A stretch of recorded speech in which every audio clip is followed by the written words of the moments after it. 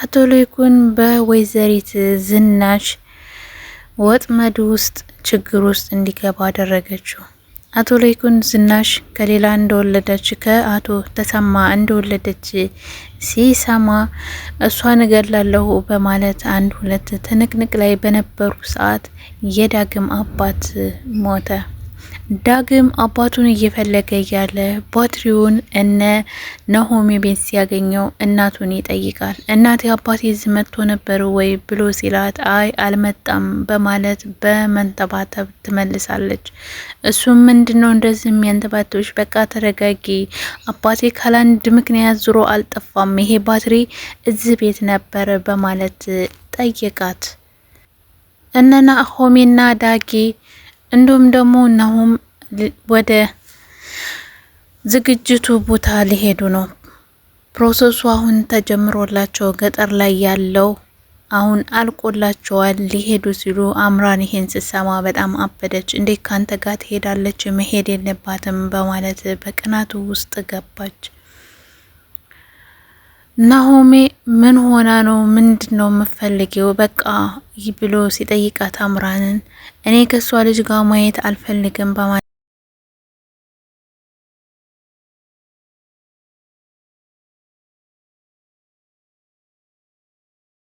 አሰላሙ አለይኩም ወራህመቱላሂ ወበረካቱ።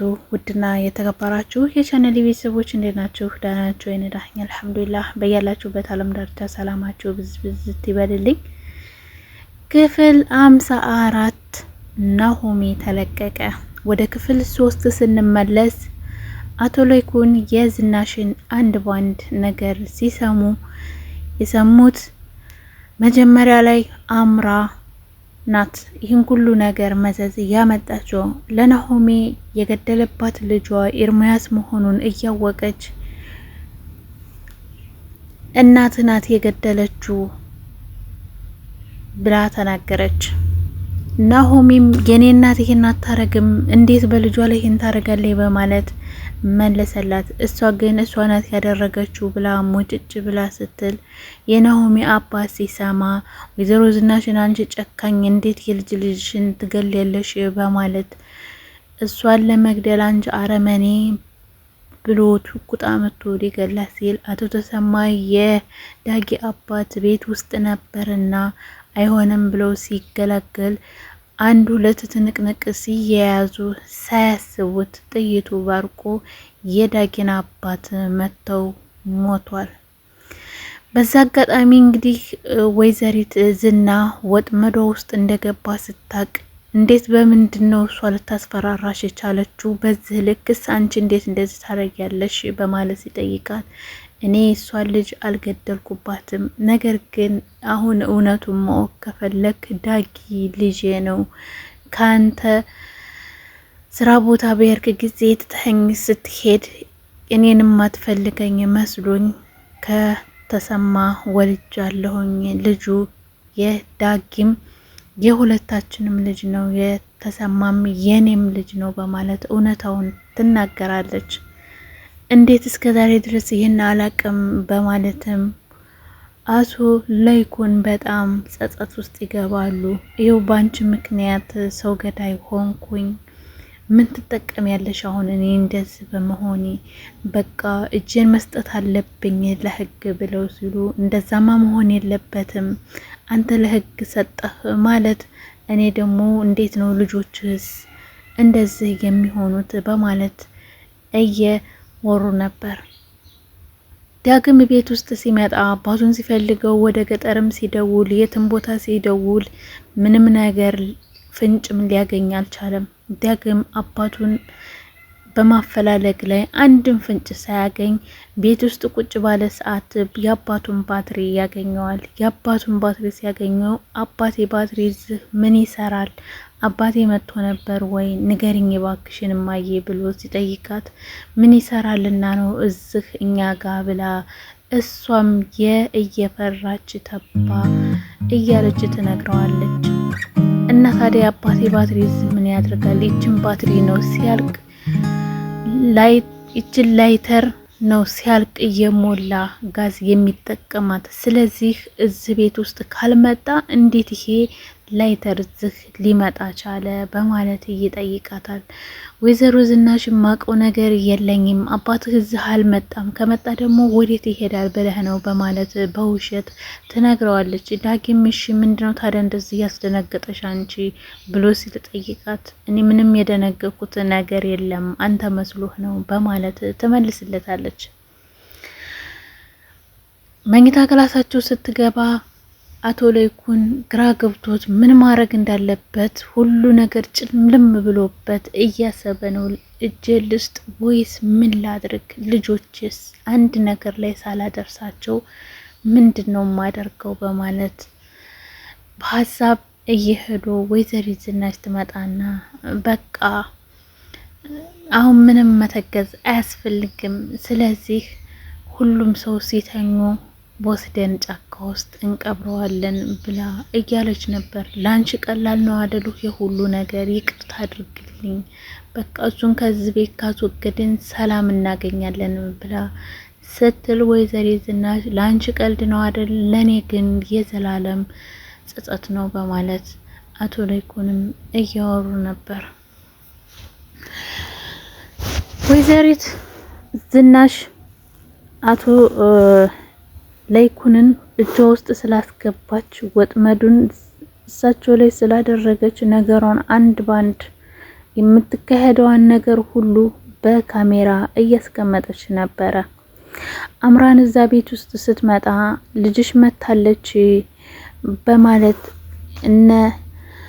አንድ የሚያስጨንቅ ነገር መጥቶልሻል፣ ሳላ ሰው እየጠበቀሽ ነው ብሎ ይላል ለእናቱ። ማን ነው ብላ ስትጠይቅ አምራን መታለች ስትል በቃ ትምጣ ትቀመጥ ስትል እንዴ አልሰማሽኝም እንዴ አምራ እኮ ነው ያልኩሽ ብሎ ሲላል ምን አምራ ምን ትሰራለች እዚህ ብላ ስትሄድ ልጇና አምራን ሳላ ተይዘው ተቀምጠው ነበርና ነገሩን ሚስጥር ስላለ እሷ እንድታቅ ናሆም እንዲያቅ ስለማይፈለግ በቃ እንኳን ደህና መጣሽ በማለት ትቀበላታለች። ናሆሚም እንዴ ቆይማ ከእናቴ ጋር ምንድነው እንደዚህ ሁለታችሁ ትገደላላችሁ ብዬ ስጠብቅ ተስማምታችኋል ብሎ ይናገራል። ላንተ እንደዛ ነው፣ ለኔ ግን አልተስማማንም፣ ይሄ አሽሙርነት ነው በማለት ለናሆሜ ትነግረዋለች። እሺ በቃ ይልና ጠዋት ላይ ወይዘሪት ዝናሽ ቁርስ እየሰራይ እንዳለ አምራን ትመጣለች። እሺ አማቼ እንዴት ነሽ ደህና ነሽ ወይ በማለት ባሽሙረኝነት ትገባለች። እሺ ወይዘሪት አምራን ሰራተኛዋ መጣሽ እንዴ? በቃ አሁን ነይ ቁርሱን ስሪ፣ ስለዚህ እኔ ደግሞ ወደ ውስጥ ልግባ በማለት ትነግራታለች። አንቺ ሰራተኛዋ እያለሽማ ሌላ ሰራተኛ አልቀጥርም እያለች ነበር። አቶ ለይኩን በቃ ተይኝ፣ ሰባቴ እየመጣሽ አትነዝንሽኝ፣ አሁን ጥሩ ስራ እንደሰራ ነው የሁሉ ባንቺ ነው የገባውት በማለት ወይዘሪት ዝናሽን እየወቀሱ ነበር። ናሆሚ መስሪያ ቤቷ እየሰሩ እያለ ዳግም ጋር ትሄድና እንዴት ነው አባትህ ተገኙ ወይስ ብላ ስትጠይቅ አባቴ አልተገኘም፣ ሁሉም ቦታ ጠየቅኩት፣ አንድም ቦታ አንድ መልስ ነው አየነው የሚል ሰው የለም፣ አባቴ የትን ቦታ እንዲሄድ አላቅም፣ ምናልባት ስልኩን አንስቶ ምን አለ ልጅ ዝነኝ ቢለኝ ቀለኝ ነበር በማለት ለናሆሚ ነግራታል። አይዞ ለኔ አባት የደረሰ ደግሞ ላንተም አባት ያሰማሃል፣ ችግር የለም እያለች እያባበለችው ነበር። ስለዚህ ነገ ፕሮጀክቱን ለማስራት ወደ ገጠር ልንሄድ ነው፣ እንዴት ነው በዚህ ትሄዳለህ ወይ ስትለው አዎ ሄዳለሁኝ በማለት ይመልስላታል። ናሆሚ እሺ በቃ ጧት ሄድና ልብስ ምናምን አዘጋጅ ብላ ትለውና አምራን መታለች እነ ናሆሚ ቤት ብሎ ሲላት ምን ልትሰራ ነው የመጣችው በማለት ናሆሚ ትደነግጣለች። ስደነግጥ በቃ ተረጋጊ፣ ለማንኛውም ልብሽን ሰብሰብ አድርጌ እነሱ አሁን የራሳቸውን ሰዓት እየወሰዱ ነው በማለት ይነግራታል። እሷ ምንም ያደረኩት ነገር የለም በቃ ተረጋጋ ብላ ዳግምን ትነግረዋለች። ዳግምን ነግራው ወደ ናሆሚ መስሪያ ቤት ትሄድና ጃኬቱን ታነሳና ታሸተዋለች። አሽታውን በልቧ ላይ ይዘው እንዳለ ናሆሚ ይመጣል። ናኦሚ ሲላት እሷም ደንግጣ ጃኬቱን ትጥለዋለች። ስትጥለው እሱ ይመጣና በቃ ተረጋጊ ብሎ ውሃ አመጥቶ እንድትረጋጋ ያደርጋታል። ወርቆብህ ነው ያነሳውት በማለት በውሸት ታልፈዋለች። እሱ እንዲያገባት አትፈልግም። እሺ በቃ ችግር የለውም ስለዚህ ነገ እንሄዳለን በማለት ትነግረዋለች። አምራን ከዛ ቤት ውስጥ ማንም ሰው ስለሌለ ደስተኛ ናት። አሁን ወይዘሪት ዝናሽን ለመጫወት ጨዋታ ውስጥ በጣም ገብታለች። ስለዚህ የሚስጥርሽን ለሰው ከምናገር አርፈሽ ተቀመጭ ብላ ዝናሽን ስታስፈራራት ማንም ማያቅ የለም ባል የሚያቃል ብላ ስትል እንዴት ታውቁ ታዲያ ዝም አለ? ስለዚህ ከጀርባው የሆነ ነገር አለ ካለንድ ምክንያትማ ዝም አይሉም እንደዛ ቶሎ ይኩን በማለት ይሄን ደግሞ ደርስበታለሁኝ ታቂኛለሽ ብላ ለወይዘሪት ዝናሽ እየነገረቻት ነበረ። ወይዘሪት ዝናሽም ባየችው ነገር በጣም ትናደድና በጥፊስ ልትመታት ስትል የገዛ ልጅሽን መጽዋት ያደረግሽ እኮ አንቺ እንጂ እኔ አይደለሁም ብላ ስትላት ተጠንቀቂ፣ ይሄንን ቦምብ አንዴ ካፈነዳሁት ነው ባልሽ ቢያቅ ለናሆሜ እነግረዋለሁኝ። ስለዚህ አርፈሽ ከኔ ጋር ተስማምተሽ ብትቀመጭ ይሻልሻል በማለት ወይዘሪት ዝናሽን እያስፈራራቻት ነበረ። ለዛሬ ችግር የለም ወይዘሪት አምራን፣ ለቀጣይ ግን እንዴት አርጌ ከዚህ ቤት ፈንቅዬ እንደማወጣሽ እኔ ዝናሽ አይደለሁም በማለት ከራሷ ጋር እያወራች ነበር። አምራንም እንዴት እንደዚህ ይሆናል በማለት ከራሷ ጋር እያወራች ነበር። ናሆሜ ልጁ በመሞቱ በጣም አዝኗል። ልጁን የገደለችው እናቱ ሳኮን ኤርሚያስ ነው። ኤርሚያስን ላለማላከክ ብላ የራሷን መንገድ ተጠቅማ ናሆሜ እናትህ ናት በማለት በውሸት ነገረችው። ናሆሜም ያው እንደመሩ ስለሆነ እንደዛ ነው ብሎ ከእናቱ ጋር ተጣላ። እናቱን ባጠባው ጡት ይዣለሁኝ እኔ ያንተን ልጅ ምንም ነገር አላደረኩትም በማለት ትመልሳለች። ናሆሜ በትንሹም ቢሆን እየነቃ ይመስለኛል። እናቴ ይሄን ነገር ያደረገችው አይመስለኝም እናቴ ባጠባው ጡት ብላ እየለመነች ነበር። ካላንድ ምክንያት ደግሞ ይሄን አትጠይቀኝም በማለት ለናሆሜ እየነገራት ነበር። የአምራን ሴራ ይወጣል ወይስ አይወጣም? የነ ወይዘሪት ዝናሽና የአቶ ለይኩንስ የዳጊን አባት እንደገደሉት ይታወቅባቸዋል ወይስ አይታወቅባቸውም የሚለውን በቀጣይ ክፍል ይዘን እንመጣለን። ይህ ቪዲዮ ሲደርሳችሁ ላይክ፣ ሰብስክራይብ በማድረግ አበረታቱኝ። እንዲሁም ደግሞ ሼር አድርጉልኝ። ስለምትከታተሉኝ ከልብ አመሰግናለሁኝ። በቀጣይ በአዲስ ቪዲዮ እስከምንመጣ ሰላማችሁ ብዝት ይበልልኝ። ሀገራችንን ሰላም ያርግልን። አሰላሙ አለይኩም ወራህመቱላሂ ወበረካቱ።